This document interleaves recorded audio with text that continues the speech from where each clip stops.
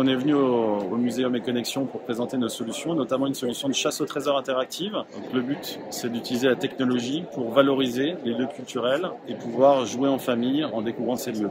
Donc, je vous présente la société Tonelt, qui va de l'audio-guide simple jusqu'à un système d'intégration, d'intelligence artificielle, de reconnaissance d'images, etc.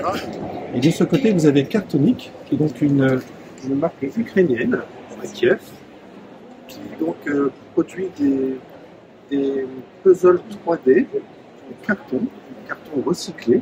Peut-être juste en une minute top chrono pour rappeler justement la différence entre ces différents éléments, ça c'est sur le coup. Quand on parle de réalité virtuelle, on est déconnecté de cet environnement physique, mais là ça a l'avantage de pouvoir nous mettre dans des situations qu'on ne pourrait pas vivre en physique. Et donc pour ça, du coup, on crée des expériences qui s'apparentent à des expériences de voyage dans le temps. Et donc on permet au public de se téléporter dans le passé des lieux qu'il visite sous des formes très variées, comme par exemple ces systèmes de bornes de réalité virtuelle en libre service, qui sont des sortes de machines à voyager dans le temps, où le public se transporte dans le passé. On a vraiment l'impression d'y être. Et ça, c'est des éléments qu'on ne pourrait pas vivre physiquement. Quand on parle de réalité augmentée, c'est une technologie qui est beaucoup plus démocratisée, on va dire, parce qu'elle ne nécessite que d'avoir un smartphone ou une tablette, qui est beaucoup plus accessible. Là, j'ai un exemple sur le Petit Prince. Le Petit Prince, vous voyez, j'ai fait un coloriage ici. J'ai fait un coloriage.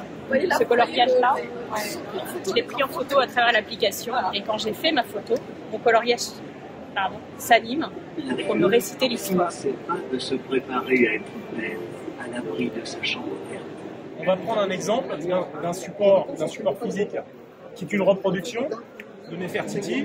Et donc, qu'est-ce qu'on fait là ici en réalité augmentée?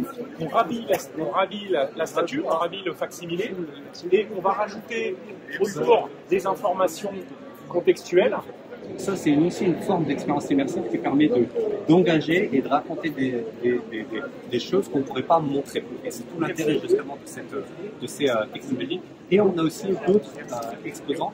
C'est une technologie utilisant le IA pour avoir des conversations avec des œuvres d'art.